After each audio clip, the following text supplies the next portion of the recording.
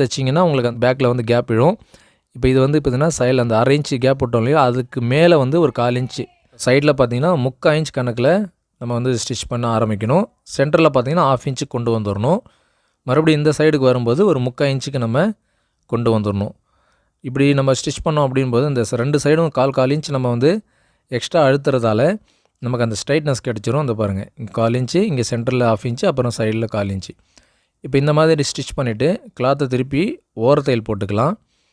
இந்த மெத்தடில் ஸ்டிச் பண்ணும்போது அந்த பேக்கில் கேப் விழுற ப்ராப்ளம் வராது. இப்போ இந்த மாதிரி மடித்து தைச்சி இதில் ஒரு 1.25 இன்ச் அளவுக்கு பட்ட அளவுக்கு நம்ம மடித்து தைச்சிக்கணும். இந்த மாதிரி தைச்சிட்ட பிறகு இப்போ மடித்து தைச்சிக்கலாம். இப்படி மடித்து தைக்கிறதுக்கு நம்ம கிளாத் வந்து எப்படி யூஸ் பண்ணோம்னாக்கா, குறுக்க வாட்டத்தில் இருக்கக்கூடிய கிளாத்தை யூஸ் பண்ணிங்கன்னா இந்த மடிப்பு மடித்து தைக்கும்பொழுது உங்களுக்கு ஃபினிஷிங்காக வரும். நீங்கள் ஸ்ட்ரைட் கிளாத் போட்டிங்கன்னா இந்த அளவுக்கு